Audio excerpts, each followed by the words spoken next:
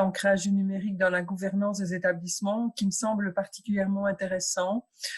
Pourquoi? Parce que effectivement, à la fois par mon expérience empirique, mais aussi par les travaux de recherche, on sait que quelque part, c'est la mise en cohérence des actions qu'on peut faire à la fois au niveau individuel, des dispositifs de formation, mais aussi et surtout de la gouvernance. C'est la mise en cohérence de ces différents niveaux dans le système éducatif qui vont faire que les projets, et notamment les projets de numérisation, vont pouvoir être efficients et vont pouvoir atteindre les objectifs que l'on s'est donnés. J'ai fait un nuage de mots à partir de ce qu'on pouvait découvrir sur votre site web. Et puis, qu'est-ce qu'on trouve en fait des éléments qui me paraissent importants pour moi. C'est évidemment au niveau conceptuel la question de gouvernance, d'enseignants, mais aussi de système. Et pour moi, le mot système est vraiment important, pas seulement parce qu'on s'intéresse au système éducatif d'un niveau global, mais surtout parce que tous ces éléments font système entre eux et que lorsqu'on va faire une intervention ou lorsqu'on veut l'évaluer, on va devoir prendre en compte toutes les facettes du système, à la fois donc les individus, les enseignants, les apprenants, les interactions des individus avec l'environnement et avec les ressources numériques qu'on leur met à disposition, et tenir compte de ces éléments pour comprendre les effets de nos actions. Donc c'est pour cela que le mot système est important. D'autres mots sont essentiels. C'est notamment la collaboration et le partenariat, aussi les termes de communauté qui sont au cœur de votre projet. Alors la proposition que j'ai faite, c'est celle que vous pouvez lire sur la DIA. Donc le dispositif de formation idéal est celui qui favorise une interaction constructive entre chaque étudiante et chaque étudiant et un environnement d'apprentissage efficient, c'est-à-dire conçu de manière à soutenir un apprentissage en profondeur et porteur de sens. C'est un dispositif ancré et vivant. Au cœur de cette définition, donc qui paraît peut-être un peu surprenante, elle est très dense, il y a le mot interaction constructive entre chaque étudiant et un environnement d'apprentissage. Parce que pour moi, contrairement à ce qu'on dit souvent, on dit souvent il faut que la formation ou les programmes, les dispositifs, les cours que l'on donne soit centré sur l'apprenant. Moi, en fait, je dis ils doivent être centrés sur l'interaction entre l'apprenant et l'environnement. C'est l'interaction entre l'apprenant et l'environnement qui compte. Alors, qu'est-ce que ça veut dire? Bon, donc je vous ai dit mettre au centre l'attention, l'interaction entre l'étudiant et l'environnement d'apprentissage.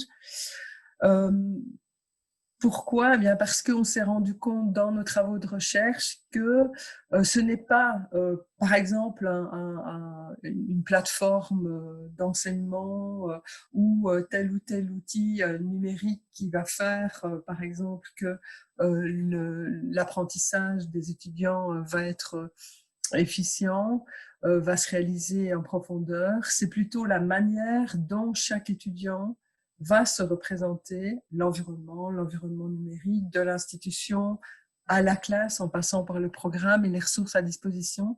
C'est la manière dont l'étudiant se représente cette classe, ce programme, ces ressources et la manière dont il agit et s'autorégule dans cet environnement qui vont déterminer ses résultats d'apprentissage. Ce qui veut dire en fait que quand on fait une évaluation d'ailleurs, il est normal qu'on ait des résultats très différents selon les étudiants, puisque on va voir que certains étudiants, certaines étudiantes voient ou reconnaissent l'utilité ou l'intérêt de telle ou telle ressource, reconnaissent le design, la conception pédagogique, la comprennent d'un programme, et puis d'autres pas. Et en fonction du fait qu'ils reconnaissent ou non ce qui leur est offert, eh bien, on aura des effets différents au niveau des résultats d'apprentissage. Alors, pour comprendre ces interactions, on a quelques outils que la recherche nous donne. Je vous en ai cité quelques-uns sur la DIA. Il y en a d'autres, hein. Mais en fait, au niveau de la recherche, on peut aller pour comprendre ce qui se passe, parce que c'est quelque chose qu'on ne voit pas. L'environnement, on peut décrire les outils, on peut décrire les technologies, les méthodes, mais ce qui se passe quand un étudiant utilise, quand un étudiant participe, quand un étudiant vit ces dispositifs, on n'a pas vraiment, on ne voit pas directement. Il faut aller lui demander ou il faut aller regarder un certain nombre de choses. Et ça, c'est ce que la recherche nous donne, c'est des outils pour aller regarder ce qui se passe. Et donc, il y a les approches d'apprentissage. On va y venir tout de suite. Il y a la représentation du dispositif que j'ai déjà évoqué. Il y a la reconnaissance des fonctions d'aide à l'apprentissage, les manières de s'autoréguler et la genèse instrumentale. J'ai mis 3 petits points parce que c'est pas exhaustif.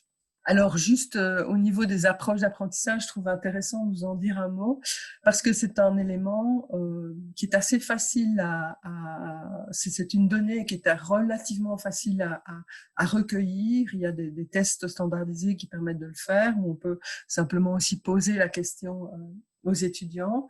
C'est un concept qui est déjà assez ancien en pédagogie universitaire, où on s'intéressait au fond à se demander au fond, comment un étudiant s'y prend ou dit qu'il s'y prend face à une tâche d'étude. On va lui demander comment tu vas t'y prendre, par exemple, pour te préparer à l'examen.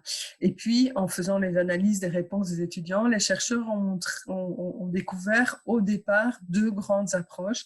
D'abord, un étudiant qui va dire, mais moi, je vais juste au fond, juste mémoriser ou juste faire ce que le professeur me demande pour pouvoir réussir, on va dire, à minima l'examen. Et très souvent, on va par exemple aller lire les textes, faire un exercice, mais sans avoir comme intention particulière d'apprendre ou d'approfondir, mais plutôt de réussir ou de répondre à l'exigence. C'est ce qu'on appelle une approche en surface. Et puis à côté de ça, on a des étudiants qui vont évidemment faire ce qu'il faut faire pour l'examen, mais vont vouloir aller plus loin, vont vouloir comprendre, faire des liens avec ce qu'ils connaissent déjà, aller lire un livre, aller voir des vidéos. Mais juste petite anecdote, on est en train de faire une enquête dans le canton, j'ai démarré ça avec ma petite équipe, dans le canton de Fribourg pour essayer de comprendre ce qui se passe dans la situation Covid-19, comment les étudiants apprennent dans cette situation d'enseignement à distance forcé. Et on s'intéresse à tous les niveaux scolaires. Donc depuis, on prend des enfants du primaire, du secondaire 1, du secondaire 2, de l'université et même des adultes. Et on a commencé à analyser les données. Et on avait un cas, c'est assez intéressant, d'un enfant du secondaire 1, donc 14 ans, qui expliquait avant la situation Covid-19, donc quand il était en classe, il parlait d'un cours d'histoire-géographie, il disait, mais moi, en plus, j'allais voir des vidéos sur YouTube parce que ça m'intéresse, parce que je veux voir des illustrations, etc. Mais au fond, le prof ne nous demande pas ça, il nous demande de regarder justement uniquement le livre, etc. Mais cet enfant, en fait, représente une manière d'aborder la matière avec une approche en profondeur, même si on lui demande pas, il va voir à côté, il va s'intéresser. Juste pour finir l'anecdote, pendant le Covid, malheureusement, en fait, c'est assez curieux, on constate que son environnement d'apprentissage, on va y revenir, s'est réduit et qu'il ne fait plus que ce que le prof lui demande. Donc, et on verra peut-être un peu pourquoi. Mais ces approches, au fond, qui caractérisent les enfants, justement, l'exemple de mon étudiant de 14 ans qui va changer l'approche en passant de avant Covid à pendant Covid, eh bien, on sait par la recherche que les approches d'apprentissage sont vraiment liées aux dispositifs que l'on propose, donc que les enseignants peuvent avoir une influence là-dessus. Il y a une 3e approche qui a été mise en évidence un peu plus tard dans les travaux de recherche, c'est celle justement de l'étudiant qui scanne et qui regarde au fond le dispositif, qui l'analyse et qui essaie de comprendre les exigences du professeur et qui va donc choisir l'approche qui lui paraît la plus adaptée pour réussir l'examen, et c'est l'approche stratégique. Donc, en fait, ce concept d'approche d'apprentissage est intéressant parce que, au fond, ce sont comme des lunettes que les étudiants mettent pour reconnaître ou non ce que les enseignants proposent pour apprendre. Donc, en fait, ce sont des lunettes qui, disons, empêchent ou qui permettent aux étudiants d'utiliser les ressources qui sont mises à leur disposition et de s'adapter aux environnements.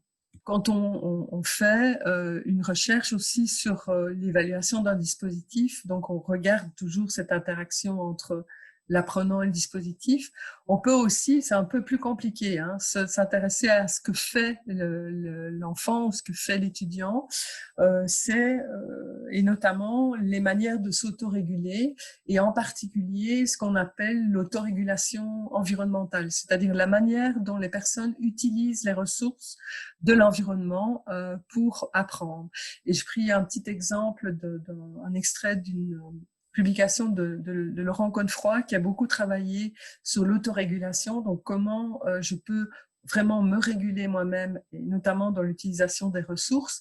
Donc, c'est un ensemble de processus par lesquels les sujets activent et maintiennent des cognitions, des affects et des conduites systématiquement orientés vers l'atteinte d'un but. Donc, ça veut dire l'autorégulation, c'est des processus par lesquels les sujets, au fond, activent et maintiennent la manière de penser, mais aussi le contrôle de leurs émotions, mais aussi leur conduite pour atteindre leur but d'apprentissage. Une autre chose qu'on peut regarder, c'est aussi la mesure dans laquelle les personnes reconnaissent ce que l'enseignant fait pour les aider à apprendre. Et là, on a fait une petite publication avec une collègue belge qui s'appelle Dominique Lagaze et où on a essayé de comprendre qu'est-ce qui faisait que les élèves ou les étudiants reconnaissaient ou non ce que le professeur fait pour l'aider à apprendre. Et là, on s'est rendu compte vraiment que c'était de nouveau une question de cohérence entre le projet de l'étudiant ou de l'enfant et ce que l'enseignant propose. Sur la dia, vous voyez juste un petit extrait de notre publication où c'est Armand, un étudiant de première année en sciences économiques, qui dit à propos de ce qu'un professeur fait, il ne donne pas son cours bêtement, il nous pousse à réfléchir et on peut créer une réponse qui soit moitié théorie, moitié nous, entre guillemets. Donc, ça veut dire que l'enseignant respecte finalement la compétence de l'étudiant. Dominique Lagaze a identifié 4 fonctions d'aide, donc 4 choses que l'enseignant peut faire pour aider l'étudiant à apprendre. C'est la fonction d'aide à l'autonomie, donc pouvoir faire des choix dans son apprentissage. La fonction d'aide à la compétence, c'est-à-dire pouvoir être reconnu comme compétent. La fonction d'aide à l'affiliation, donc aider les étudiants à être en contact les uns avec les autres, et la fonction d'aide à l'intérêt, c'est-à-dire proposer des activités stimulantes, intéressantes, qui correspondent à leurs objectifs. Et donc, la reconnaissance des fonctions d'aide à l'apprentissage, c'est aussi quelque chose qu'on peut regarder. Et ça fait partie un peu des représentations que les étudiants ont des cours. Dans quelle mesure est-ce qu'ils reconnaissent les fonctions d'aide, les aides qu'on leur donne? Avec la genèse instrumentale, on rejoint un peu plus vos intérêts avec l'utilisation des outils et du numérique. Alors, je ne sais pas si vous connaissez ce cadre théorique-là, mais sans doute que vous le connaissez, on va dire un peu sans savoir, parce que chaque fois qu'on a un nouvel outil, par exemple comme Zoom, que vous utilisez ici comme système de visioconférence, eh bien, quelque part, on doit toujours s'approprier ce qu'on appelle l'artefact technique, hein, donc ce qui est mis à notre disposition et surtout ses fonctions, comme le partage d'écran, la possibilité de poser des questions. Je ne sais pas si vous avez un chat, il y a un chat normalement dans Zoom. Vous pourriez, mais on ne l'a pas activé ici en même temps, peut-être que vous le faites sans que je le voie d'ailleurs, échanger des questions entre vous à propos de ce que je présente. Donc, ce sont des artefacts techniques, mais qu'il va falloir au fond s'approprier pour en faire des instruments par rapport à l'objectif que l'on vise. Et c'est ce que la genèse instrumentale en fait essaye d'étudier, c'est comment les personnes s'approprient les instruments. Alors, au départ, les artefacts techniques, dans cet extrait d'une thèse de master que j'ai dirigée de Laura Molteni, elle prend une citation d'un enseignant parce qu'elle a travaillé sur la manière dont les enseignants des enseignants d'université se représentent l'usage des artefacts qu'ils mettent à disposition de leurs élèves, de leurs étudiants. Et donc, il n'y a pas que les artefacts techniques, il y a les artefacts pédagogiques, les artefacts didactiques. On ne va pas forcément entrer dans les détails ici. Ce qui est intéressant, c'est de se dire que pour les différents types de supports que l'on met à disposition, eh bien, on va regarder comment l'étudiant s'approprie ces supports. Quand on fait l'évaluation d'un dispositif, on doit toujours regarder pour qui il va être pertinent parce que, évidemment, comme je vous ai dit au départ, selon les étudiants, selon leurs caractéristiques, selon la manière dont ils voient l'environnement, mais selon leurs caractéristiques, eh bien, certains dispositifs, certaines ressources sont adéquates et d'autres non. Et puis, bien sûr, il y a toute une série, alors là, de variables qu'on pourrait envisager. Moi, je vous propose d'en regarder deux, avec une évocation très rapide de recherche qu'on a menée aussi. C'est un premier élément, c'est le motif d'engagement en formation. On peut essayer de comprendre, au fond, ça c'est surtout valable évidemment pour la formation professionnelle, mais aussi pour la formation supérieure, pour l'enseignement supérieur. Ce motif d'engagement et formation d'adultes, c'est essayer de comprendre au fond qu'est-ce qui motive, donc qu'est-ce qui tire, qu'est-ce qui pousse les étudiants à choisir tel programme, à choisir tel dispositif de formation, parce que selon leur motif d'entrée, eh bien, ils vont voir des choses différentes, ils vont s'intéresser à des choses différentes et on aura des effets différents au niveau de l'apprentissage. Une autre caractéristique d'entrée que je vous propose de prendre, c'est intéressant, je vais vous expliquer un petit peu plus, c'est ce fameux environnement personnel d'apprentissage. Donc, je vous le présenterai quand il y aura la dia à ce sujet-là. Juste évocation d'un résultat de recherche sur les motifs d'engagement. Donc, on a réalisé une recherche avec Claire Pelletier, qui est maintenant professeure à l'Université Laval à Québec, et Maria Ruberto, une de mes étudiantes de master, où on a essayé de comparer, on a comparé 4 dispositifs de formation, 2 à Fribourg, 2 à Genève, et on a au fond montré que selon les motifs des étudiants, donc soit en lien avec l'apprentissage ou en lien avec leur participation, donc le fait d'être présent, d'intervenir dans l'activité, mais sans avoir de motifs spécifiques d'apprentissage, eh bien, les effets des dispositifs étaient différents. Je n'ai pas le temps de rentrer dans le détail. Là, si ça vous intéresse aussi, je pourrais vous donner plus de références. L'environnement personnel et en lien avec ça, un concept assez ancien qui a été développé par Salomon, mais aussi par Hutchins, c'est le concept d'individu plus. Alors, qu'est-ce que c'est que l'individu plus? Je vous ai mis une petite dia humoristique. C'est qu'aujourd'hui, mais ça a toujours été le cas, mais on le reconnaît de plus en plus avec les ressources numériques, on peut plus considérer que nous fonctionnons solo, c'est-à-dire seulement avec notre cerveau ou éventuellement notre corps, mais nous fonctionnons justement avec des instruments, avec des artefacts que nous nous sommes appropriés et que nous intégrons pour agir et pour penser. Et en fait, quand on forme quelqu'un, quand on forme un apprenant, un étudiant, on ne forme pas seulement justement un cerveau, mais aussi on construit avec lui ou avec elle son plus, c'est-à-dire son environnement personnel. Et je vais ici, pour essayer de vous faire comprendre ce concept d'individu plus, parce qu'il est fondé sur la notion de cognition distribuée. Je vous ai repris un petit extrait d'un entretien que j'ai eu la chance de faire avec Gabriel Salomon, un entretien au téléphone quand on a fait notre ouvrage avec France Henry sur apprendre avec les technologies, qui était publié aux Presses universitaires de France, où j'ai demandé à Gabriel Salomon d'expliquer simplement qu'est-ce que c'est que la cognition distribuée. Et là, vous pouvez lire sa réponse sur la DIA.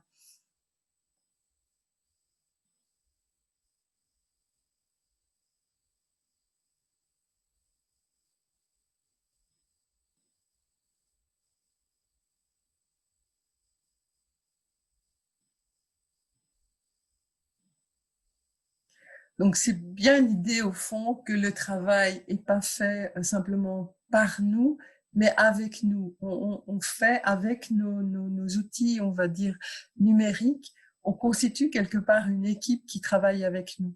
Et quelque chose d'important que j'ai souligné dans cette redécouverte de l'individu plus, c'est la nécessité que l'individu, donc nous, la personne humaine, garde ce que l'on appelle la fonction d'exécution.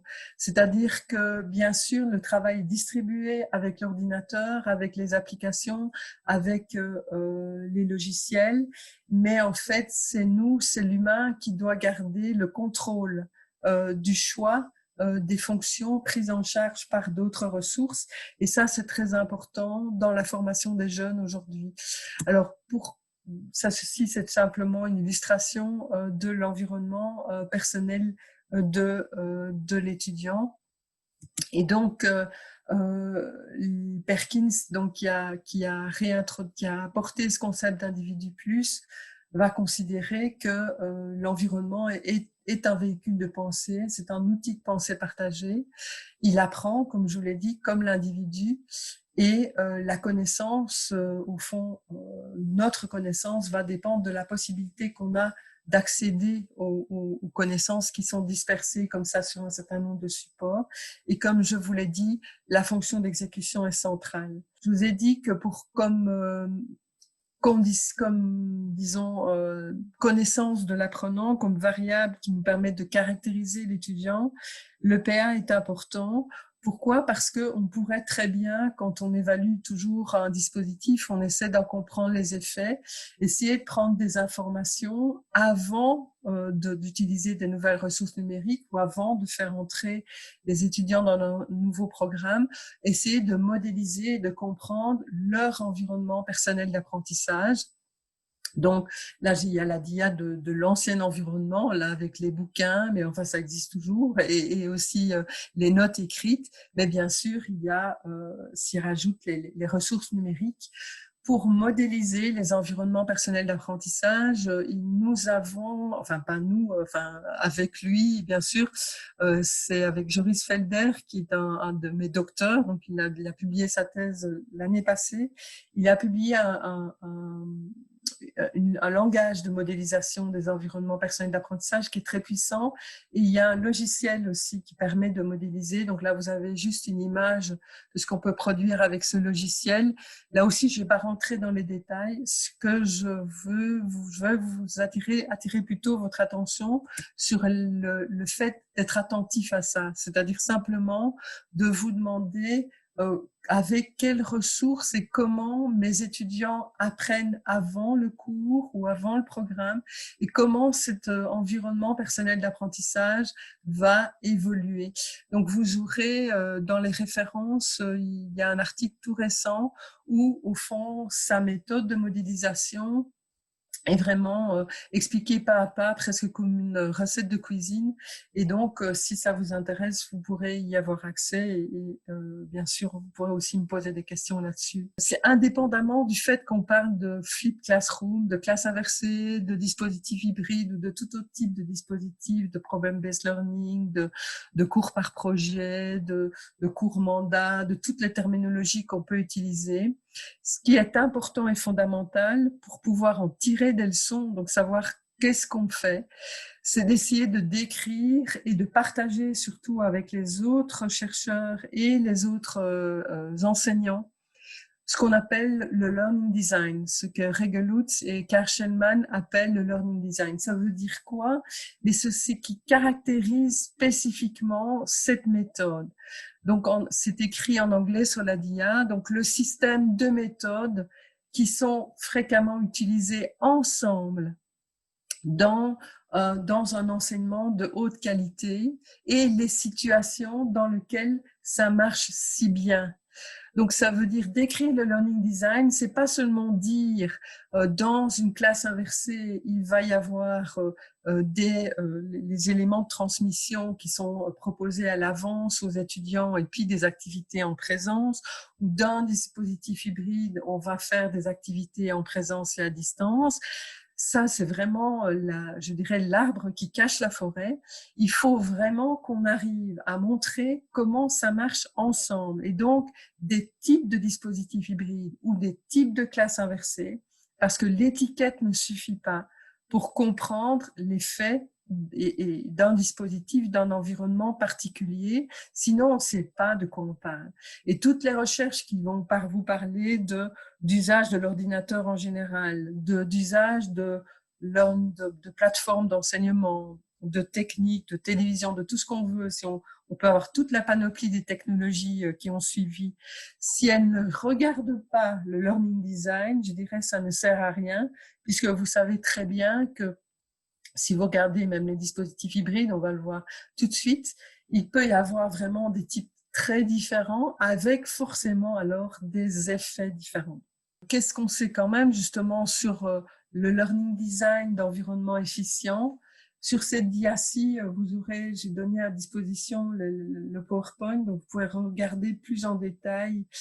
J'ai repris une traduction des propositions du groupe qui a été dirigé par Entwistle en Grande-Bretagne et qui, à partir de leurs travaux sur les environnements, sur les cours, surtout au niveau bachelor, dans l'enseignement supérieur, font identifier les caractéristiques principales des dispositifs de formation, des cours qui accompagnent une approche d'apprentissage en profondeur, donc qui amènent les étudiants à vouloir comprendre, à vouloir apprendre par eux-mêmes, à aller plus loin que la surface de ce qui leur est proposé.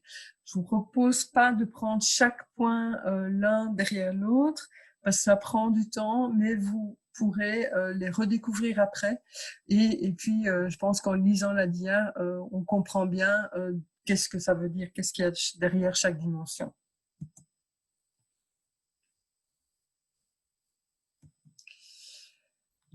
Nous, avec le groupe le projet européen, qui est aussi un projet Erasmus d'ailleurs, le projet iSup, on a en fait, je dis pas été un peu plus loin, si quand même, on peut dire on est allé un peu plus loin qu'Entwistle. Pourquoi? Parce que nous, on n'a pas une liste d'indicateurs uniquement, on a en fait à partir d'un cadre théorique pour lequel on avait déjà des éléments descripteurs des dispositifs hybrides. On a fait une recherche empirique auprès de 200 dispositifs et là, on a identifié justement ce qui fait que ça marche ensemble. Donc, les configurations, les types de dispositifs. Et là, on a mis en évidence 6 types de dispositifs et qui se caractérisent par des manières de mettre en œuvre, au fond, des dimensions pédagogiques des dispositifs hybrides. Donc là, sur la dia que vous avez sous les yeux, il y a une caractérisation de type 2 et de type 6. On va mieux comprendre, pouvoir lire aussi ce qu'il y a derrière chacune des dimensions. Donc, les dispositifs hybrides sont des dispositifs qui articulent de manière générale des activités en présence et à distance, mais on les a différenciés selon le fait que ils soutiennent une participation active des étudiants en présence, une participation à distance, des outils d'aide à l'apprentissage, des outils de gestion de communication, etc. Donc, 14 dimensions.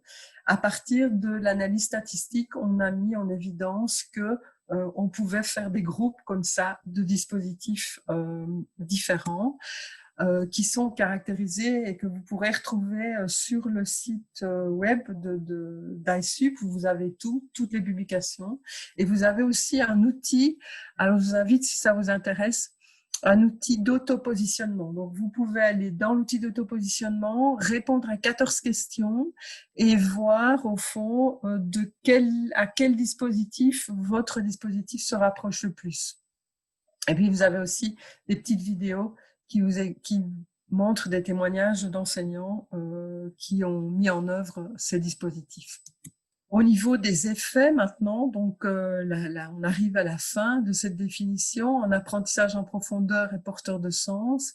Bien sûr, on va regarder le développement des compétences, mais les deux éléments sont importants. C'est-à-dire qu'on va regarder à la fois la facette objective, c'est-à-dire ce que les gens ont vraiment appris à travers des tests, etc., mais aussi subjective, c'est-à-dire quel sens ils ont donné à leur apprentissage, et les deux sont importants. Alors, une manière d'objectiver les compétences, c'est assez difficile, c'est aussi un grand thème. Pour rester cohérent avec les environnements personnels d'apprentissage, on peut très bien aussi regarder comment les environnements personnels d'apprentissage des étudiants ont évolué au fil du temps et à la fin du cours. C'est très intéressant, notamment quand on s'intéresse aux effets des dispositifs qui utilisent le numérique, parce que là, on va voir éventuellement une évolution au niveau justement de l'usage des instruments numériques.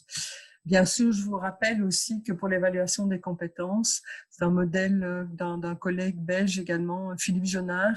On va passer par l'observation de la mise en œuvre des compétences en situation, la réflexion sur la compétence et bien sûr le transfert à d'autres situations.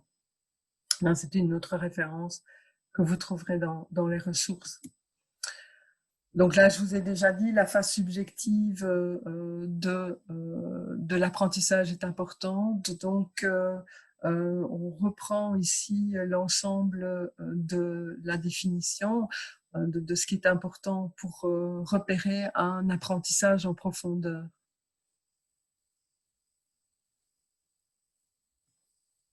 Donc, c'est important aussi, peut-être ce qui est indiqué ici, c'est que on essaie aussi que les étudiants aient eux-mêmes une conscience de l'environnement qu'ils ont pu construire. Bon, là, ce sont quelques témoignages d'étudiants qui repèrent l'intérêt et le sens de l'apprentissage pour eux. Dans la définition, j'ai rajouté un point important, un dispositif ancré et vivant. Ancré, ça veut dire ce que je vous disais tout à l'heure, ce qui était important pour vous, c'est que le fait que le dispositif soit au fond aligné avec la stratégie de l'institution. Je le dis facilement parce que le dispositif de formation que j'ai fait, moi, à l'Université de Fribourg, la didactique universitaire, en fait, on va retrouver à peu près toutes les caractéristiques d'un dispositif efficient et en toute modestie, hein, et on a pu montrer des effets importants sur l'apprentissage individuel des étudiants.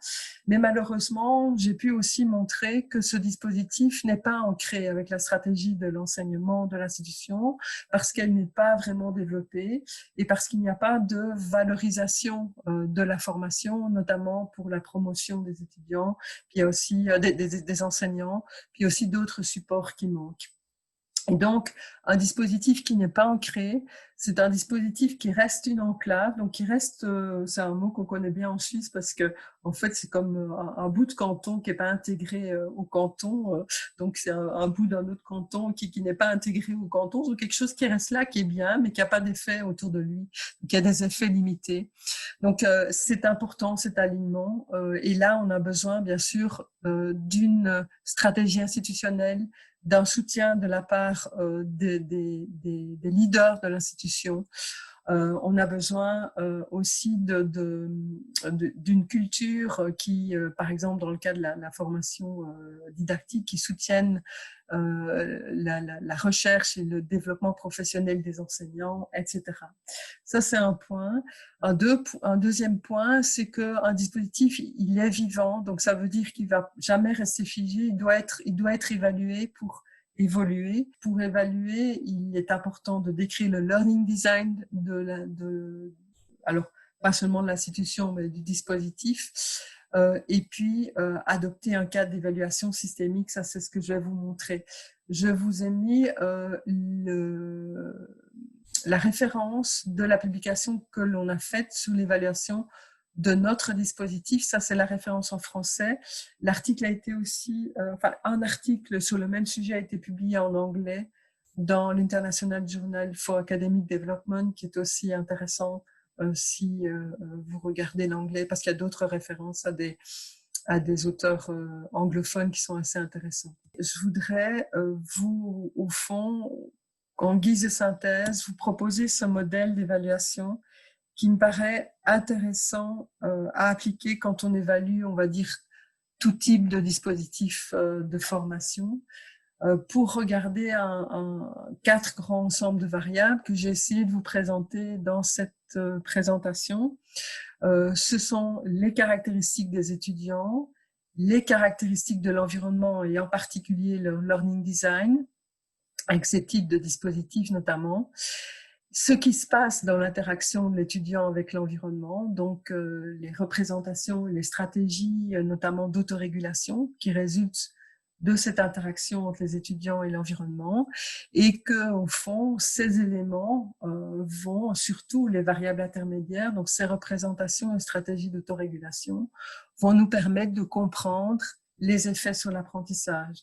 Donc, lorsqu'on veut évaluer un dispositif, ça paraît complexe, mais à mon avis, c'est important d'essayer de tenir compte, de tenir ensemble, en fait, ces quatre ensembles de variables et surtout leur interaction. Des éléments à retenir au niveau pratique. Peut-être si l'on connaît bien, si on sait qui sont nos étudiants, eh bien, ou qu'on veut mieux les connaître aussi, c'est accentuer l'accueil, l'accompagnement des apprenants. On va pouvoir aussi, si on veut concevoir un dispositif idéal, travailler à la conception, à la mise en œuvre des programmes et des ressources à disposition en ayant en tête un vrai learning design, donc les principes pédagogiques que l'on aura voulu mettre en place. Essayer, quand on veut penser aux objectifs qu'on poursuit, pas seulement de définir des objectifs pour l'individu solo, mais pour l'individu plus.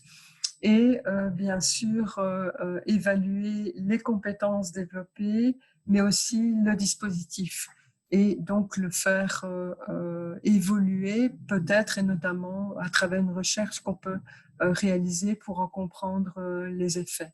De nouveau, il y a différents types d'enseignement à distance. On le voit assez bien d'ailleurs avec ce passage forcé à la distance. Si on prend comme référence notre cadre des dispositifs hybrides, à des 6 types, en fait, on avait 2 groupes, les 3 premiers types, les 3 derniers. Les 3 premiers sont centrés enseignement et les 3 derniers plutôt centrés apprentissage, d'accord?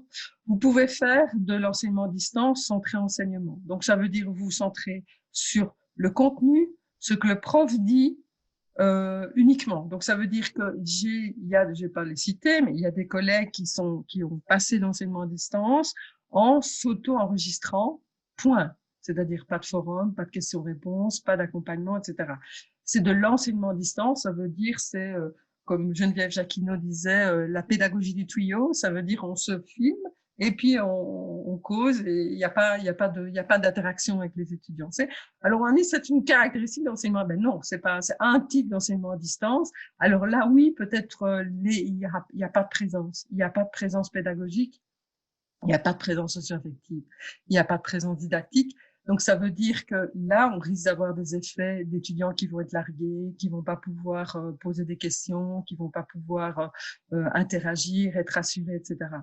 Pour l'enseignement à distance qui est conçu apprentissage et qui est conçu vraiment comme un enseignement à distance, si vous avez la curiosité d'aller voir sur le site de didactique universitaire, donc évidemment il y en a partout, des ressources, mais j'ai fait un module pour mes collègues, un module gratuit où j'ai fait intervenir des spécialistes de l'enseignement à distance et notamment France Henry, pour un module où on a abordé tous les thèmes, donc le passage à la distance, la présence, l'évaluation à distance, et à chaque fois un expert qui est venu. Et les ressources publiques se trouvent sur le site de la didactique universitaire de Fribourg. Vous verrez dans les ressources dans les ressources du module A9. Et il y a notamment 4 pages de France Henry qui est spécialiste de l'enseignement, de la formation à distance, qui d'ailleurs est différente de l'enseignement à distance.